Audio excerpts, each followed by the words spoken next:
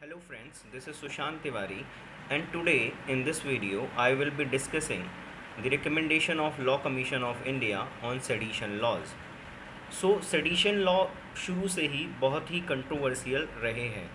Sedition law की बार बार repeal करने की भी मांग समय के साथ साथ उठती रही है, लेकिन यहाँ पर लॉ कमीशन ऑफ इंडिया ने क्या कहा है आइए देखते हैं।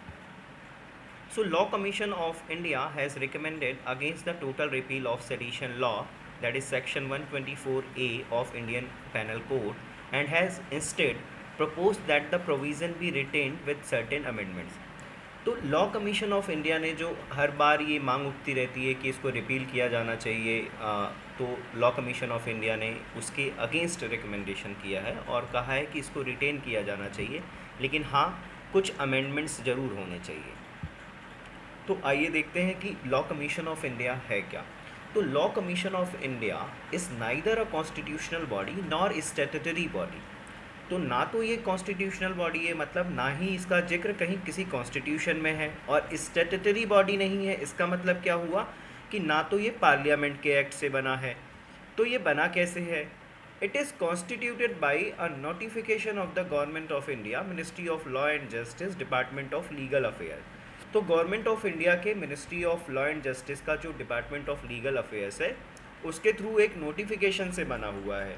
तो कई बार हमारे एग्जाम्स में आ जाता है कि whether law commission of India is a constitutional body और not, so we must remember that it is not a constitutional body. Law commission of India करता क्या है? Law commission has taken up various subjects on reference made by the department of legal affairs, supreme court and high courts and submitted 277 reports till now.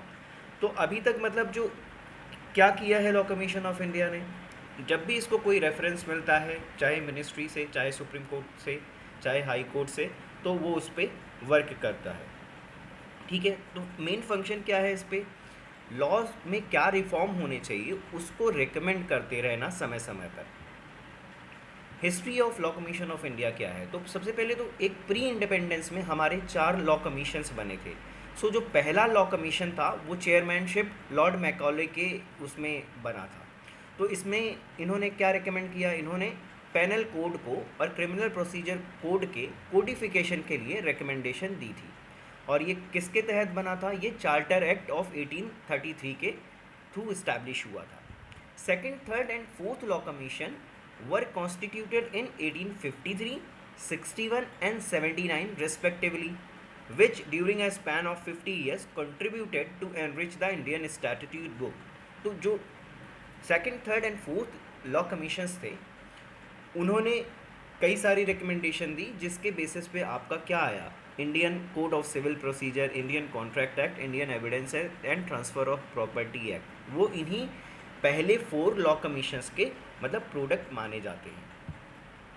अब आते हैं history of जो law commission of India after independence. Post independence में हम देखते हैं the constitution stipulated the continuation of pre constitution laws under which article? Under article 372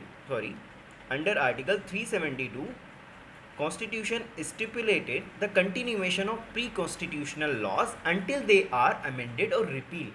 मतलब जो भी लॉज कॉन्स्टिट्यूशन से पहले, मतलब इंडिपेंडेंस से पहले प्री कॉन्स्टिट्यूशन लॉज जो भी थे वो कंटिन्यू रहेंगे अंटिल दे आर अमेंडेड और रिपील। जब तक कि उसमें कोई संशोधन ना हो जाए या उनको रिपील ना कर दिया जाए तब तक वो कंटिन्यू रहेंगे। तो इसीलिए जो लॉ कमीशन पहले बना हुआ था, तो इसका मतलब क्या है कि वो लॉ कमीशन ऐसे बनते रहना चाहिए। Government of India post independence established the first law commission of India in 1955 with the then attorney general of India Mr. MC Setalvad as its chairman। तो MC सीतलवाड़ जो थे इसके चेयरमैन बने, वो अटॉर्नी जनरल भी थे। Since then 21 more law commissions have been appointed each with a 3-year term। ठीक है, तो 21 लॉ कमीशंस तब से अपॉइंट हो चुके हैं। जो ये प्रेजेंट वाला लॉ कमीशन है जिसने रिकमेंडेशन दी है सेडिशन लॉ पे, वो 22nd आपका लॉ कमीशन है। अभी हमने बात करी कि 21 लॉ कमीशंस अभी तक अपॉइंट हुए हैं। अभी recently 22nd law commission appoint हुआ है एंड इसके चेयरमैन कौन है? जस्टिस ऋतुराज अवस्थी। तो इसके चेयरमैन कौन है? जस्टिस ऋतुराज अवस्थी इसके चेयरमैन हैं, ये याद रख लीजिएगा। सो रिकमेंडेशन ऑफ द कमीशंस जो होता है that is not binding on the government. तो जो भी रिकमेंडेशन होती है कमीशन की वो बाइंडिंग नहीं होती गवर्नमेंट की, मतलब गवर्नमेंट को उसको मानना कंपलसरी नहीं होता है। अब यहाँ पर बिकॉज सेडिशन पे रिकमेंडेशन दी है तो सबसे पहले हम लोग देखते हैं कि सेडिशन है क्या। सेडिशन आपका दिया हुआ है 124A IPC Indian panel code में। क्या है? whoever by words either spoken or written or by signs or by visible representation or otherwise brings or attempts to bring into hatred or contempt or excites or attempt to excite disaffection towards the government established by law in India shall be punished with imprisonment for life, to which fine may be added, or with imprisonment which may extend to 3 years, to which fine may be added, or with fine। तो sedition क्या है? कोई व्यक्ति अगर अपने शब्दों के द्वारा, चाहे वो बोले गए हों, लिखे गए हों, या साइन हो, या किसी विजिबल रिप्रेजेंटेशन से, किसी इशारे से, या किसी और माध्यम से, अगर वो कोई जो चुनी हुई सरकार है, लॉ के द्वारा इस्टेब्लिश सरकार है, उसके लिए हेटर्ड क्रिएट करता है, ठीक है, या कंटेम्प्ट क्रिएट करता है और डिसअफेक्शन एक्साइट करता है, तो ये क्या माना जाएगा? सेडिशन माना जाएगा, और ये पनिशेबल है। तो इसके लिए पनिशमेंट क्या है? या तो इम्प्रिजमेंट फॉर लाइफ और उसके साथ फाइन भी ऐड हो सकता है, और इम्प्रिजमेंट विच में एक्सटेंड टू 3 ईयर, 3 ईयर का प्लस फाइन। तो ये हो गया हमारा सेडिशन लॉ। जो सेडिशन कहाँ पे डिफाइंड है? Section 124A of IPC Indian panel code. अब रिकमेंडेशन जो अभी के लॉ कमीशन ने दी है, कौन सा लॉ कमीशन है वो? 22nd। तो वो लॉ कमीशन ने जो रिकमेंडेशन दी है वो उसकी 279th रिपोर्ट है। इसने क्या बोला है? Section 124A IPC that is sedition needs to be retained. तो इसको रिटेन करना चाहिए, ठीक है। जो अभी प्रेजेंट में कई सारे लोग ये मांग कर रहे थे कि इसको रिपील कर देना चाहिए, तो इन्होंने उसके अपोजिट में रिकमेंडेशन दिया। इन्होंने कहा कि रिटेन करना चाहिए with certain amendments as suggested may be introduced in it by incorporating the ratio decidedly of Kedarnath Singh versus state of Bihar. Kedarnath Singh versus state of Bihar बहुत ही लैंडमार्क केस है सेडिशन से रिलेटेड, ठीक है।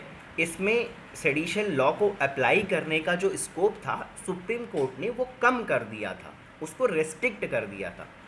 तो क्यों इन्होंने बोला है कि हमें जो केदारनाथ सिंह का रेशियो है केस का उसको इसमें इंक्लूड करना चाहिए, जिससे क्लैरिटी आ पाए लॉ में। अभी क्लैरिटी उतनी नहीं है।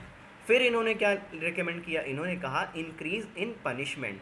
It recommended that the sedition be made punishable with life imprisonment, ठीक है। तो लाइफ इम्प्रिजनमेंट और for a term up to 7 year. पिछले जो अभी हमने देखा किसमें? अभी हमने पिछले स्लाइड में देखा था कि वहाँ पर सेडिशन के लिए 3 साल की पनिशमेंट थी, तो उन्होंने इसको बोला कि 7 ईयर कर दो, और लाइफ इम्प्रिजनमेंट तो पहले भी थी तो वो रहने चाहिए, और अप टू 7 ईयर इम्प्रिजनमेंट और with fine. So presently the offence is punishable with life imprisonment और इम्प्रिजनमेंट अप टू 3 ईयर। तो 3 ईयर से बढ़ा के इसको 7 ईयर कर दो। तो इन्होंने क्या बोला कि इसको और स्ट्रिक्ट बनाओ। क्यों ऐसा बोला? To prevent the misuse, to prevent the misuse of the law, misuse of the section, the central government should bring model guidelines. तो एक गाइडलाइंस बना देनी चाहिए कि कैसे इसको इम्पोज करना है, किस पे लगाना है ये law. FIR for sedition be filed only after preliminary inquiry and permission by the government. ये यहाँ पे क्यों इंपॉर्टेंट हो जाता है? Because Lalita Kumari versus state of UP में सुप्रीम कोर्ट ने कहा था कि FIR जो है, अगर कहीं से हमें कोई इन्फॉर्मेशन मिलती है जो कॉग्निजेबल ऑफेंस है, पुलिस को अगर मिलती है, तो FIR मैंडेटरी है, मतलब उसमें कोई प्रिलिमिनरी इंक्वायरी करने की ज़रूरत नहीं है। बट यहाँ पे क्या बोल रहे हैं कि for sedition be filed only after preliminary inquiry and permission by the government. So commission has proposed an amendment to add a proviso to section 154 of CRPC. section 154 of CRPC क्या है? आपका FIR से related section है। तो यहाँ पे commission ने बोला है कि प्रिलिमिनरी इंक्वायरी को मैंडेटरी कर देना चाहिए एंड पुलिस ऑफिसर जो प्रिलिमिनरी इंक्वायरी करेंगे वो इंस्पेक्टर या उससे ऊपर के अधिकारी होने चाहिए और साथ ही में सेंट्रल गवर्नमेंट या स्टेट गवर्नमेंट की परमिशन भी लेनी चाहिए। अब इन प्रोविज़न्स को क्यों रखा गया है, मतलब क्यों ऐसा रिकमेंड किया है लॉ कमीशन ने कि इनको रिटेन किया जाना चाहिए, because it according to them it is necessary to safeguard the unity and integrity of the nation. ठीक है, तो ये और फिर उन्होंने क्या बोला, बहुत बार ये एलिगेशंस लगते हैं कि सेडिशन लॉ जो है वो freedom of speech and expression का वायलेशन है, but law commission of India ऐसा नहीं मानते हैं। Sedition being a colonial law not a valid ground for repeal. कई बार ये भी बोला जाता है कि ये कॉलोनियल लॉ है तो इसको हटा देना चाहिए। तो लॉ कमीशन ने क्या कहा कि बस बिकॉज कॉलोनियल लॉ है तो यही एक सिर्फ ग्राउंड नहीं बनना चाहिए इसके रिपील का। सुप्रीम कोर्ट ने लास्ट ईयर में क्या किया, सुप्रीम कोर्ट ने लास्ट ईयर में एक ऑर्डर पास किया जिसके थ्रू उन्होंने क्या किया, जो सेडिशन लॉ है उसको अबेयंस में डाल दिया, मतलब उसको टेम्परेरी सस्पेंशन में डाल दिया।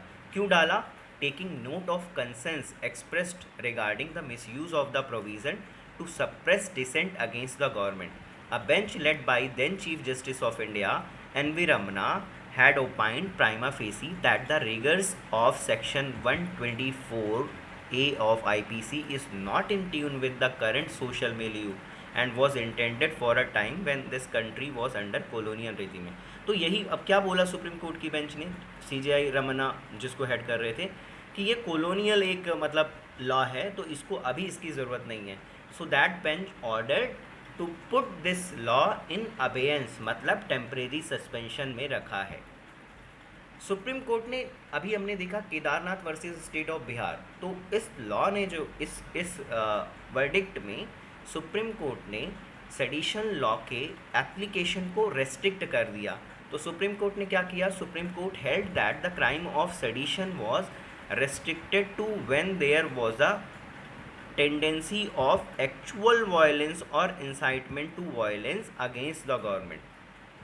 ठीक है, तो सिर्फ स्टिपुलेशन से नहीं होगा, एक्चुअल वायलेंस जो है होना चाहिए, टेंडेंसी या उसकी होनी चाहिए, और या इंसाइटमेंट टू वायलेंस की टेंडेंसी होनी चाहिए, तभी जाके ये लॉ अप्लाई होगा।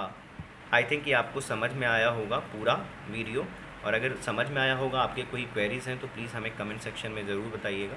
कोशिश करेंगे कि हम एक वीडियो और ले आएँ। Thank you.